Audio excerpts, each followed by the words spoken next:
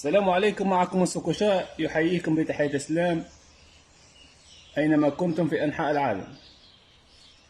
هذا مسحوق للبشر،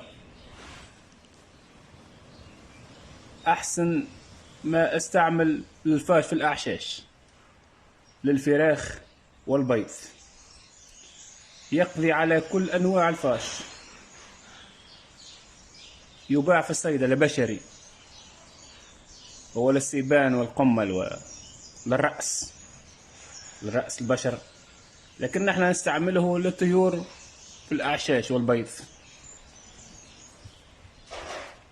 ها هي توجد لاصق هنا، تنزعه هكذا، تفتح هكذا تغلق،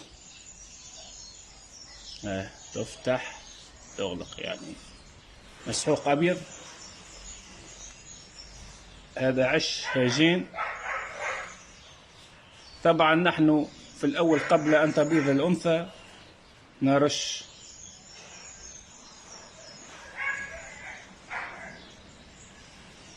لم تفتح،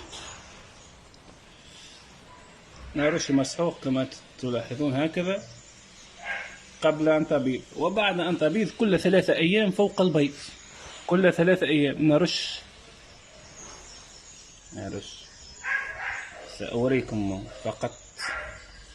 نرش كل 3 أيام فوق البيض، كذلك فوق ظهر الكناري، ظهر أنثى الكناري بالضبط. هي حاضنة ونحن نرش، أو أنثى الحسون، أو أي مكان في الأعشاش. كما أخبرت ممكن أن نرشه قبل البيض، مثلا هنا تحت التبي، ها هي التبي الرمادية هذه، نرشه تحت التبي، وبعد وضع البيض نرشه هكذا كما قلت. هو مسحوق فعال 100%، فعال جدا. لاحظوا اخوتي، ها هي العلبة، هو مسحوق بشري، مسحوق بشري اخوتي. لاحظوا، مسحوق أسكا كما تلاحظون الاسم. هو فعال جدا للفاش في الأعشاش عند الفراخ أو في البيض، كذلك في ممكن نضعه في الأنثى فوق ظهرها كما أشرت، عند الحضن نقصد، ليس في غير الحضن، عند الحضن فقط نرشه فوق ظهر الأنثى لكي ننزع عنها الفاش الأحمر أو أي نوع من الفاش. هو فعال جدا ضد الفاش، فعال 100%. هذا ما نستعمل نحن ونحن على أبواب التزاوج. يجب على كل مربي شراء هذا المسحوق، وبالتجربة وعلى مسؤوليتي أتحدث. ترش فوق العش كما أشرت، عادي، لا تخف، لا يعمل أي شيء للأنثى أو الفراخ، لا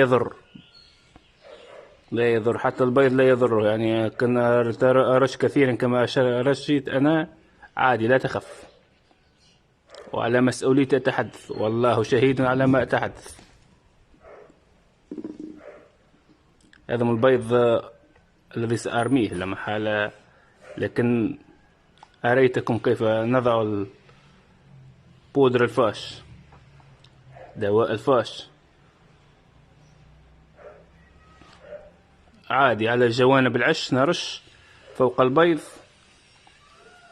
كذلك كما قلت قبل أن تشرع الأنثى في بناء العش نرش العش، ونبقى كل 3 أيام عند الحضن نضع القليل من هذا غبار الفاش، من دواء غبار الفاش كل 3 أيام، لأن الفاش يتواجد في أي مكان وأي زاوية من القفص يجد فيها، يبيض فيها، خاصة في الأعشاش. ومعروف أن الفاش يقتل الفراخ ويقتل حتى الطيور الكبيرة إن كثر منه. لكن نرش لقتله والقضاء عليه نهائيا. هذه هي مداواة الأعشاش، ولا تفكر في دواء آخر، هذا يقضي نهائيا. دمتم في رعاية الله إخوتي، وتحية أخوكم منصف أكوشا، مع السلامة.